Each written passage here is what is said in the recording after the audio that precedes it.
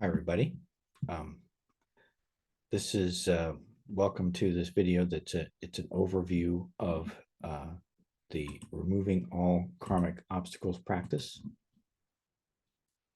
which is a practice based on the Medicine Buddha Sutra. My name is Kurt Steinmetz, as you can see down here, I think, also known as Chung Seido, but usually I just go by Kurt. This isn't going to go into great detail on anything. It's just meant to be an overview to give people an idea of what this practice is and what they're getting themselves into if they want to participate in this. This will be offered once a month on the first Saturday of the month online. It'll be done. This is something that will be happening online, so anybody can participate from anywhere in the world. Yeah. So removing all karmic obstacles is a practice based directly on the Medicine Buddha Sutra, and in fact, that the name of the practice is taken from, not only is it taken from the Medicine Buddha Sutra, but this is actually one of the titles of the Medicine Buddha Sutra given by Shakyamuni Buddha.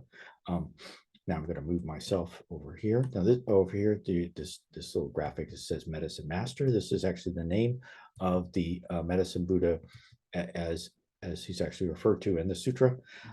And this is removing all karmic obstacles, this part here. And this part I'll explain in just a minute. I'm going to move myself out of the way so I get to the rest of the slide. Let's see, I guess I'll put myself here. So the practice consists of three parts when we meet. First, there'll be chanting, and the chanting will, the initial beginning part of chanting will culminate in chanting the name of the Medicine Buddha, which is one of the practices that is encouraged in the Medicine Buddha Sutra. And in addition to chanting the name of the Medicine Buddha, we will also do some other traditional Buddhist chanting. Then after that opening chanting part of the practice, we will read together the Medicine Buddha Sutra. And then after finishing the Medicine Buddha Sutra, we will chant the names of the Yakcha Daejangs. And while chanting the names, we will together tie one knot for each of the 12 names of the Yakcha Daejang in 5-colored cord. So that's actually what this down here refers to. In Chinese, this is 5-color cord practice. And what is that? So, I'm going to have to make myself smaller. That's probably always a good idea. Let's see. Right, here we go. There I am. Out of the way. The third part here, the first part of the practice, this is all pretty standard and may not be completely familiar to everyone, but is fairly common practice in Buddhism. Chanting. Buddhists actually do a lot of chanting. Reading sutras. Buddhists do a lot of reading sutras. But this part right here, the third part, the chanting the names of the Yakcha Daejangs and tying one knot in a 5-colored cord for each name is likely to be more likely to be unfamiliar to people. So first of all, in this overview, I'm going to just jump right to the third part of the practice and give people an idea of who are unfamiliar with this, what's going on. Now, if you read the Medicine Buddha Sutra before, and everyone should read it at least once before participating in this practice online. But if you have read it, then you've seen this. You may not have known what you were reading, but you've read this. And I'm going to talk about this. So first of all, what are yakchas? They're sometimes called yakcha. That's the Korean pronunciation. Sometimes called yaksas or yakshas. These are one of the 8 types of heavenly beings or celestial beings. And these appear often in many different sutras. In fact, once you start looking for them, they're pretty fairly commonly found in sutras. The Lotus Sutra, the Kshitigarbha Sutra, the Nirvana Sutra, the longer Sukhavati Vyuha Sutra, and of course the Medicine Buddha Sutra. And there's many more that could be named. Now, going through all of these different heavenly beings, it's actually quite interesting, but I don't want to take too much time on that. So the yakshas in particular are a kind of nature spirit, or at least that's one way of describing them. And in my opinion, that's as good as any other way of describing them. In the removing all karmic obstacles practice, we will refer to them as yakchas because that's the Korean pronunciation, and we will be, as much as possible, using this practice is based upon the Medicine Buddha, and also it's based upon the way things are done, which is not that much different from any other kind of Buddhism, but the way things are done in Korean Buddhism. And just this nice looking fellow here is a yaksha or yakcha. Yeah, see, and this is I believe that this statue is from or based upon a piece of art from Thailand, Thai Buddhism, and it's common to find these guys standing guard outside of Buddhist temples. This is a Yaksha temple guard statue for sale at lotussculpture.com.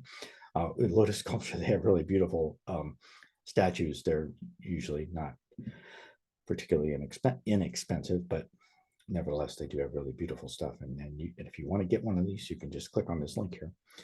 The slides will be available if you're watching this on YouTube. The slides will be available by way of a link in the description to this video on YouTube.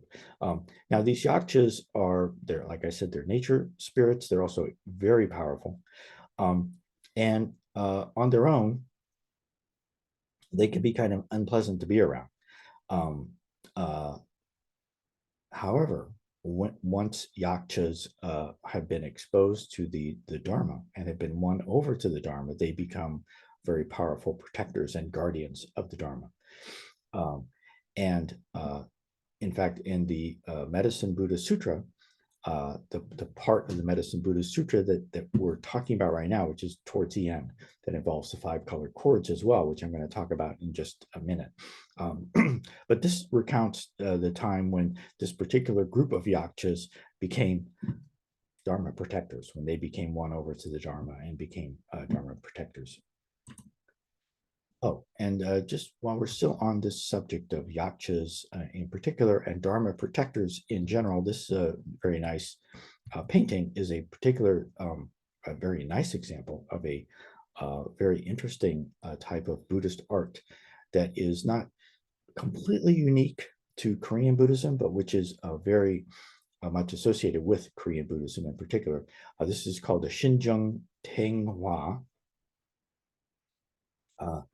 or divine assembly painting. This one is actually from my home temple, Furnace Mountain in Kentucky. It's up on the wall there, and in the main meditation hall. All of these beings, there's probably one of these is a yaksha. I don't know which one it is. This one right here is a dragon king. I'm pretty sure I've been able to identify him. And this one here is I don't have the name on the top of my head, but he is the Buddhist, a very important figure in Korean Buddhism, a Dharma protector. These are powerful supernatural beings who have pledged to use their powers only to support and protect the Dharma. This extends to not just protecting and supporting and guarding the Dharma, but also using their power to help Dharma practitioners.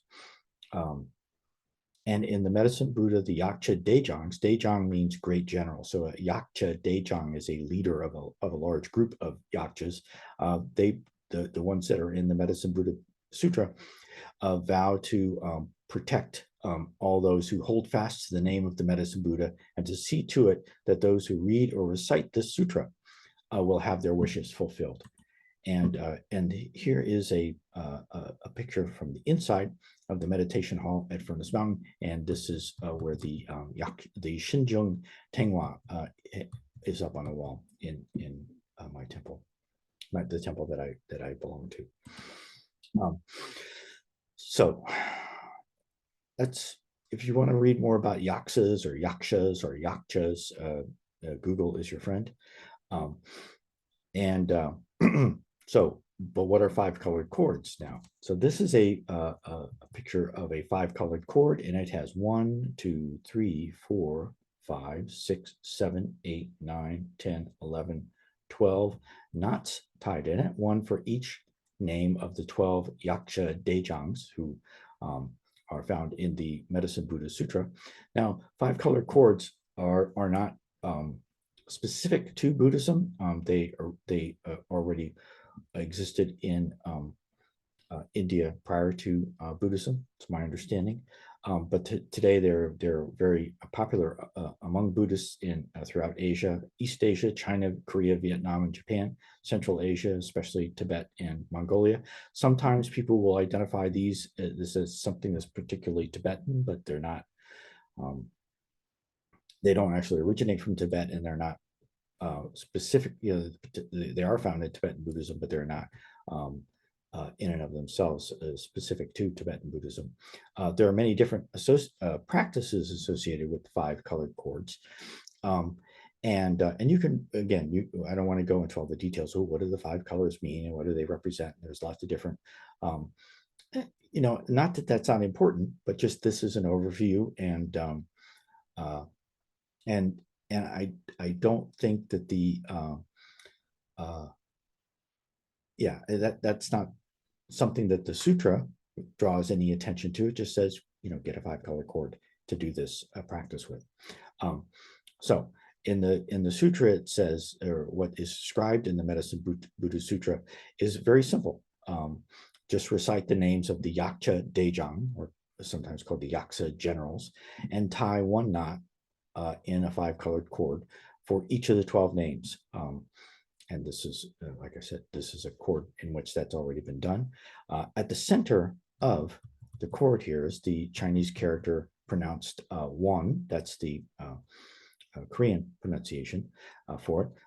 This character is translated as wish in most English translations of the Medicine Buddha Sutra. When the Yakcha Daejangs promise to fulfill the wishes of those who recite the Medicine Buddha Sutra and who, using a five colored cord, tie a knot for each of our names, and this is the character for, this is the from, I think it's Xuanzang is the one who wrote the translation into Chinese of the Medicine Buddha Sutra that most everyone uses. In addition to being translated as wish, which is how it's usually translated in the Medicine Buddha Sutra, it can also be translated as aspiration, desire, vow, or intention, and also other things. There's many different ways of translating it. Oh, in fact, here on this slide, this is from the Digital Dictionary of Buddhism, which is a wonderful resource to learn about Buddhism. These are various, I gotta fix this down here. These are different ways of describing in English what this Chinese word one means. So the third and final part of this practice, and I'm gonna go back and describe the whole practice all through, starting from the beginning, but I want to get to this part because this is the one that people are most likely to be unfamiliar with. It just involves tying 12 knots in a five colored cord while chanting the names of the Yakcha Daejangs. And I'm going to talk more about that in a minute. But each knot not only corresponds to a name of the Yakcha Daejang, but each knot also corresponds to one of the wishes that one is making. Although I prefer the word aspiration, one of the aspirations that you have. And so before the practice, before we do this practice together, you should have two things. One is some of this five colored cord, which is pretty easy to get. You can find it online if there isn't an arts and crafts or a Buddhist supply store near you that has it. It's easy to find online. And anybody who registered for this practice, if you send me your mailing address, I will send you some. I've got plenty of it, and I'm happy to send it out to people.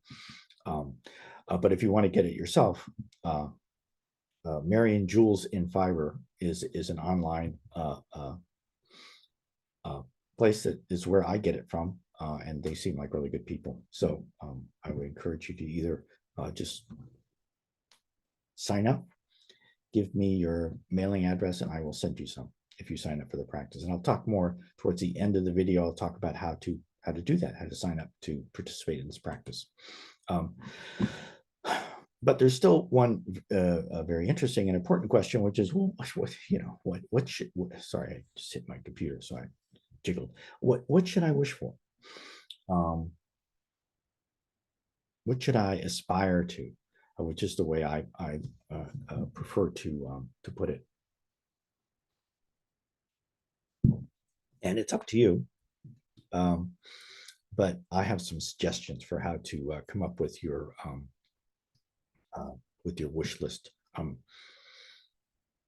First of all, don't just wish for something to magically appear out of nowhere, like winning the lottery. Okay, or at least that would be my suggestion. It's better to think in terms of aspirations than wishes. And so when you think of an aspiration, then you're thinking about something that you want to do. And again, I would encourage people to think in terms of things that you are actually capable of doing, but that it requires some commitment, attention, and perseverance on your part to accomplish whatever it is that you're aspiring to do. Wish for things that, or aspire to things that will bring you happiness and satisfaction, but that will cause no harm to any other sentient being. Of course, this is a Buddhist practice, a Mahayana Buddhist practice, so of course you shouldn't be wishing for anything that would be in any way harmful to any other sentient being. I think it's good to include some things on your list that can be accomplished fairly easily and in a relatively short period of time, but I also think it's good to put things on your list that are more challenging and that can take longer, even months or years to accomplish. And I'll show some examples, okay, from my own that I have done already in the past doing this practice. And of course, you should include things that are spiritual or related to your practice, your Dharma practice. But don't exclude things from the list just because they don't seem necessarily spiritual. And again, like I said, I will show some things on my list that are both some of my spiritual aspirations and things that are more just everyday. And finally, if you come up with more than 12 things, that's good. You can repeat this practice. This will be happening every month. And I will have another video on how to do this practice on your own if you want to, and some suggestions for how to do that on your own. And there is one more thing, and that is that you should write these down. Write these down because, as I'll also be explaining, the point is to tie a knot for each of these and then to untie the knot when these wishes are fulfilled, when these aspirations are accomplished. Okay, and oh yeah, here, this is just the mantra. There's a mantra for inviting the 8 types of celestial beings. Remember, I said that the yakchas were one of the 8 types. These are the 8 types. There's gods, dragons, yakchas, gandalbas, asuras, garudas, kinaras, mahoragas, and you can do your own research on those. There's another document that I'm going to show to people. There's a PDF you can download that has a little bit more information on these, and it goes over a lot of the things that I'm covering in this video overview. Okay, so now let's get back to the practice itself. Assuming that you have a 5-colored cord and a 12 aspirations or wishes. The first part of the practice consists mostly of chanting, like I said before. But actually, before the chanting, we do most of this practice is things that we are saying, the practice that we're doing with our speech in Buddhism. There's 5 kinds of practice. There's body practice, there's speech practice, and there's mind practice. And this is mostly a speech practice. And it's good to do lots of speech practice. Human beings create a lot of difficulty and suffering with our speech, and it's good to engage in practices where we are um, teaching our mouths, teaching our speech to uh, create good karma. So the first part of the practice consists mostly of chanting, and before that we say something out loud. Not we just kind of say it. And here I'm going to say it. This is a very wonderful prayer that comes from Zen Master Hakuin.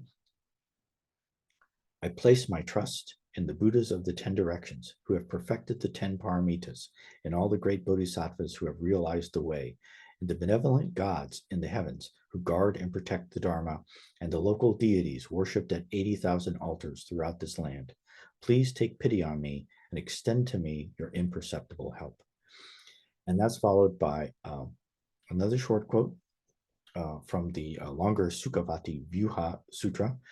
Those who have deeply sincere minds and who seek the way will with unceasing diligence will certainly achieve their goal. How could there be any wish unfulfilled?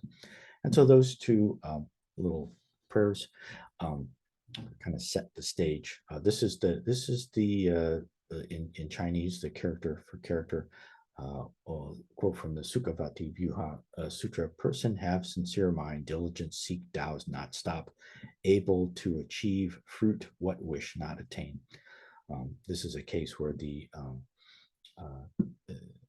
literal Chinese is pretty clear in its meaning, at least in my opinion. Okay, but then we come to the chanting itself. And the first chant is a beautiful chant from the Korean Buddhist tradition, homage to the three jewels. Now, while this is a very characteristic chant of Korean Buddhism, taking refuge in or paying homage to the three jewels is, of course, one of the most universal, arguably the most universal practice of all types of Buddhism. This chant we will be doing in the way that Zen Master Sung San taught his chants to do this. This is a chant that I know by way of my teacher, Zen Master Dae Jang, who is the guiding teacher of Furnace Mountain, the temple that I belong to. And he learned it from his teacher, Zen Master Sung San. And so the chant itself is actually in Chinese, using the Korean pronunciation of the Chinese characters, but fortunately, you don't need to know Chinese or Korean, which I don't know. I'm actually studying Korean right now and a little bit of Chinese, but I certainly don't know either language beyond a very rudimentary level. But they're spelled out using letters of the English alphabet, using a standardized transliteration,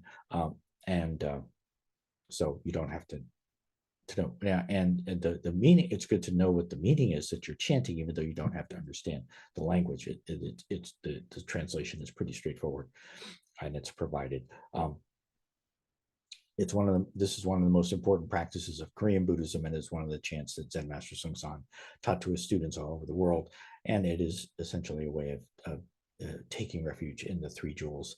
This is an example of a line from or a phrase from the practice in Chinese characters. This is the way it would be written out, spelled out, sounded out in Korean. This is how it is sounded out using letters that we're familiar with, Jishim Bumyongye, and this is what it means: sincere mind, homage. The second chant is the Heart Sutra. So the first chant is the homage to the three jewels. The second chant is the Heart Sutra. This is almost certainly the most famous chant in Buddhism, at least in Mahayana Buddhism. Traditionally, Buddhists in East Asia always chant the Heart Sutra just as it was originally written by Xuanzang 1,400 years ago. But actually, everyone chants it with a slightly different accent or pronunciation. And so we'll be using as we did with the homage to the three jewels, we'll be using the Korean pronunciation of the Chinese characters, which is how Zen Master Sung San taught his students all over the world to chant it. But in addition, Zen Master Sung San thought that the Heart Sutra was important enough that it's good for people to chant it twice. So in addition to teaching people how to chant the Heart Sutra the way that he had always chanted it and learned to chant it, using the Korean pronunciation of the Chinese characters. He also encouraged all of his students around the world to translate the Heart Sutra into their own native languages and to chant it in their language. So we'll be chanting it in English as well as in the Sino-Korean. It's called the Heart Sutra because it contains the heart or the essence of all Buddhist teaching. Of course, it's in a very condensed form, and fully understanding what is in the Heart Sutra takes many lifetimes of practice and study. Then the third chant is arguably the second most popular chant in Buddhism, the Great Dharani. Going back to at least the Tang Dynasty, the Great Dharani has been extremely popular among ordinary lay Buddhists, both the Heart Sutra and the Great Dharani. These are practices that people just do. Ordinary everyday Buddhists, not just monks and nuns, but of course monks and nuns learn and do these practices as well. But the Heart Sutra, and possibly even more so the Great Dharani, are very popular with lay people. One of the reasons why the Great Dharani is so popular with lay Buddhists is because it's believed that the Great Dharani will help you to accomplish your aspirations, to have a good fortune in your life. And actually, scholars have read many books and papers about the Great Dharani where scholars scratch their heads over why is this particular chant so popular? And of course, one possible explanation that objective Western scholars would never say is maybe it works. So I say that kind of tongue in cheek, but Zen Master Sung San did believe that this chant worked, although he wasn't teaching people to chant the Great Dharani because so that they could win the lottery or have good fortune in their lives in that sense. He taught the Great Dharani as a spiritual tool because it was through the Great Dharani that he himself achieved his great awakening. And this is how he became a Zen master. I think he was only 22 years old when he became a Zen master. And it was primarily through his practice of reciting the Great Dharani. And so that's why he taught people to chant the Great Dharani. All right.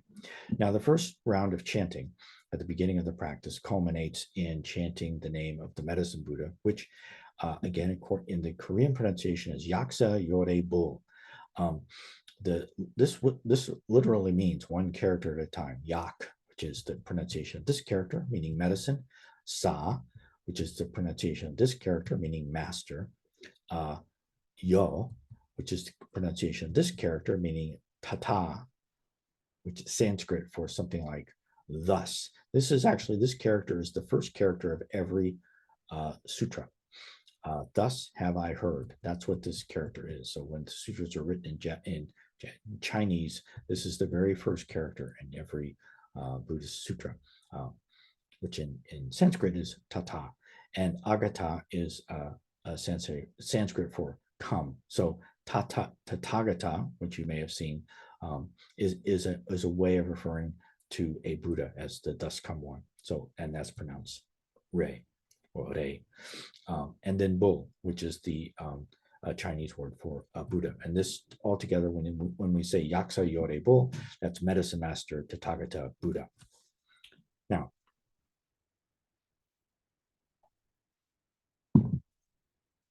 in the Medicine Buddha Sutra, the full name of the Medicine Buddha is actually this, which if you were to pronounce that, if you were to pronounce each character, it's Yakcha Yuri Guang Yore, which literally means medicine master, lapis lazuli, radiance Tathagata.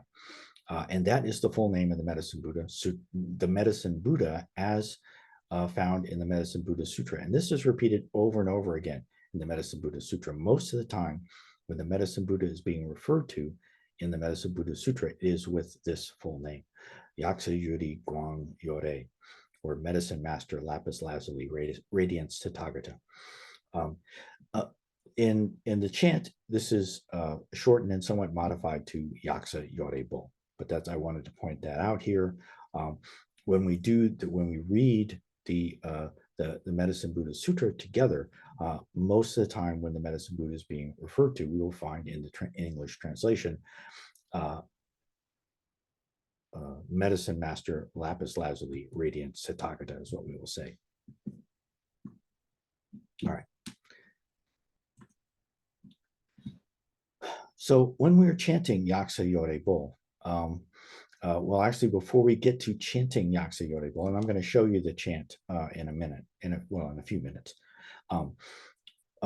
The first three lines are actually taking refuge in or paying homage to first the Medicine Buddha himself and his two main Bodhisattva disciples, who are also mentioned prominently in the Medicine Buddha Sutra. Each of them are also future Buddhas. The fourth line reiterates and expands on some of the qualities of the Medicine Buddha. And the fifth line is the one place in the chant where we do recite the full name of the Medicine Buddha, as described previously. We say Yakcha Yuri Guang Yore Bo. Actually, we add the Bo on the end. And then we get to Yakcha Yore Bo. So what we do when we get to this part of the chant, we say Yakcha Yore Bo, Yakcha Yore Bo. And and there's kind of a tune to it, which is the tune that Zen Master Sung San taught to his students when we do Kwanzaa Bosal chanting, Dae Bosal chanting, Namu Amida Bull chanting, Sogamoni Bull chanting. Anyway, so so reciting the name of a Buddha or a Bodhisattva over and over again is a very widespread practice in East Asian Buddhism. This is a nice representation of that, with little Buddhas coming out of this practitioner's mouth as he is chanting, probably chanting Namu Amida Bull, Namu Amida Bull. This is probably little images of Amitabha. But you will find, in fact, if you go on YouTube and you know how to do the search, you can find examples of Korean Buddhists chanting often for hours at a time. Kwanzaa Bosal, Mirak Bosal, who is Maitreya, Dae Bosal, also known as Chittagarbha, Amitabha, Sogamuni Bull, Shakyamuni, in addition to Medicine Buddha and others. The Buddha taught 10 different types of mindfulness practice, and this is one of them. In fact, this was the first one in all the lists of different mindfulness practice, or sometimes they're called recollections. The first of these is mindfulness of Buddha, which in Korean Buddhism is called Yeonbul, which is the Korean way of pronouncing these two characters. This one means mindful, and this one means Buddha. In Japanese, it's pronounced Nembutsu, and in Mandarin, it's pronounced Nyanfo. You may have heard those pronunciations. And so, after chanting Yakcha Yorebo 108 times, then we chant the mantra for inviting the 8 types of heavenly beings. We chant that 8 times, and then we end the chant with. I messed this up. I'm going to have to fix this. Maybe it happened when I converted it to a PDF. This is in PDF format, so I'll be sure to fix this before I hand out the link to people to download it. But this is a translation, a pretty good English translation of the very ending part of the Yakcha Yorebo chant, where we say he guides all sentient beings with his 12 great vows. His heart is completely filled only with compassion, karuna.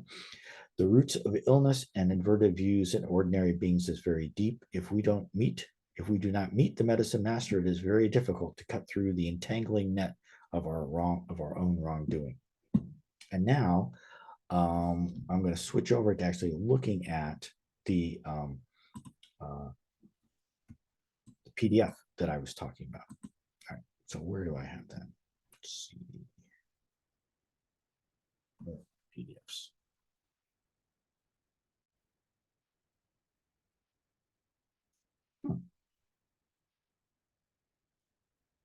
Okay. I'm going to stop sharing for just a second while I hunt around for the PDF that I knew I had right here. But I probably, in getting ready for this talk, probably did something kind of dumb, like closing the PDF viewer that I was using. And like I said, the PDF that I'm going to show in just a second will be available by the time I set this, by the time I upload this video to YouTube. It will be available for download, and that will be in the description of the video. And it'll be up in just here we go.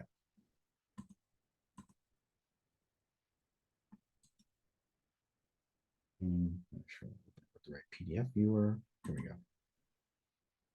All right. So oh, I gotta reshare my screen now.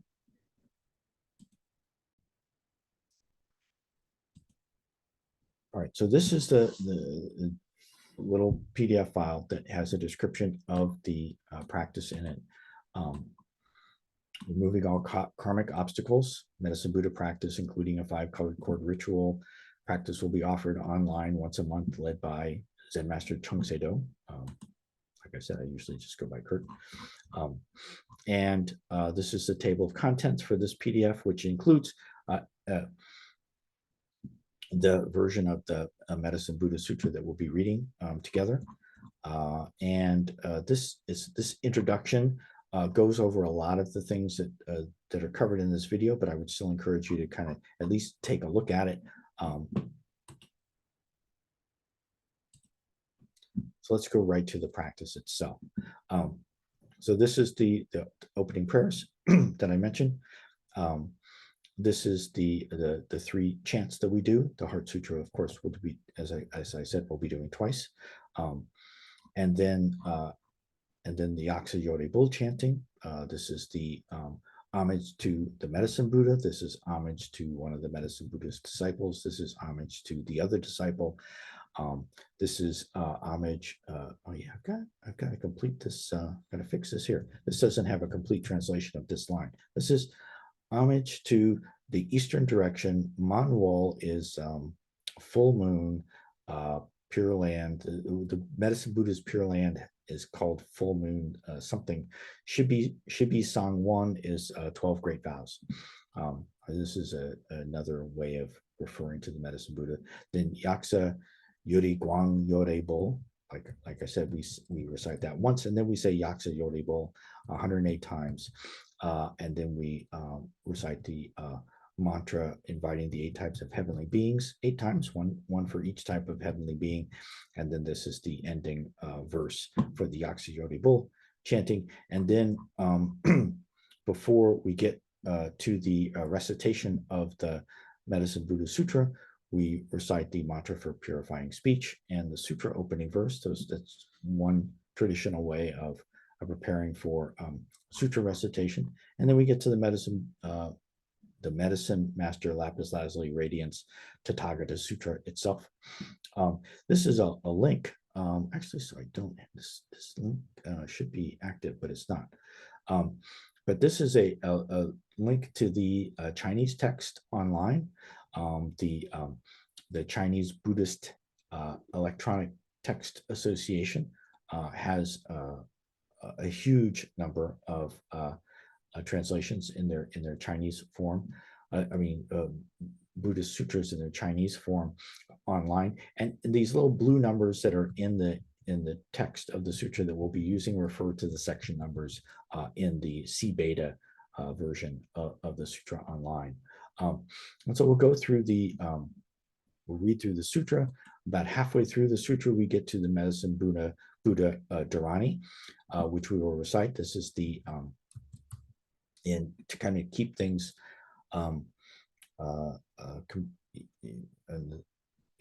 in sync with the rest of the practice. This is the Korean pronunciation of the Medicine Buddha Dharani. There's a link down here, actually, if you click on this, to a very nice recording of a Buddhist nun chanting this Dharani. I think she chants it for a good 2 hours. It's really nice to listen to. And then so the Dharani comes about halfway through the sutra. We'll recite the Dharani. I think we'll do it 27 times. And then we get to the end of the Medicine Buddha Sutra, and then the final part of the practice is the chanting the names of the 12 Yakcha Daejangs. And either, so we'll chant, this is taking homage in the three jewels, Namu Bulta Bujang Guang Nimbope, Namu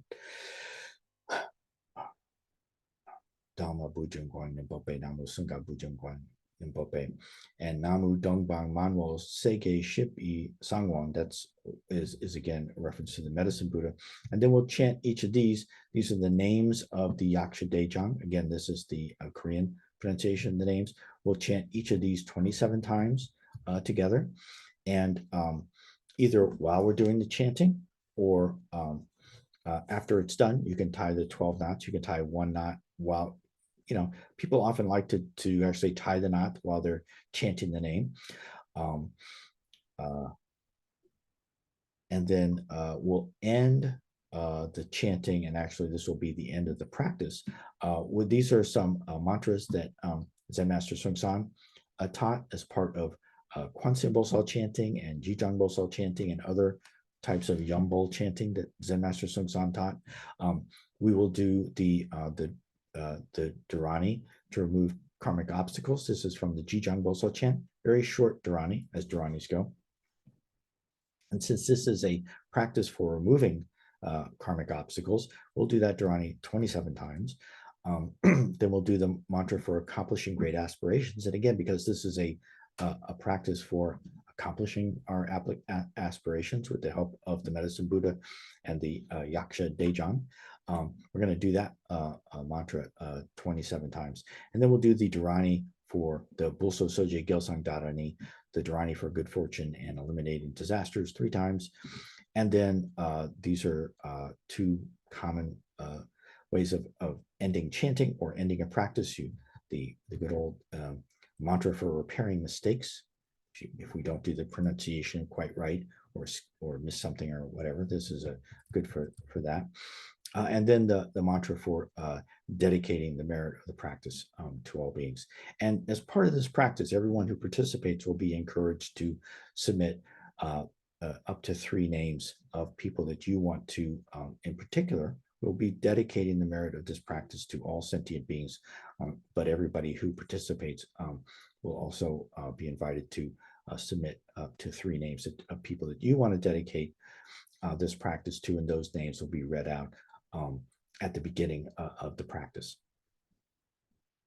And so after the mantra of universal dedication, this is a verse from the Avatamsaka Sutra praising the infinite virtues and merit of the Buddha.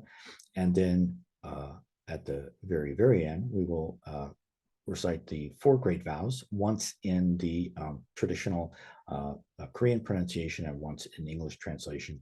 And then we'll end with the sharing of merit. And so that's and then also so I've got also in this document there is a kind of a description of where this version of the Medicine Buddha Sutra came from. It's I'm not a translator, so I wouldn't call this a translation.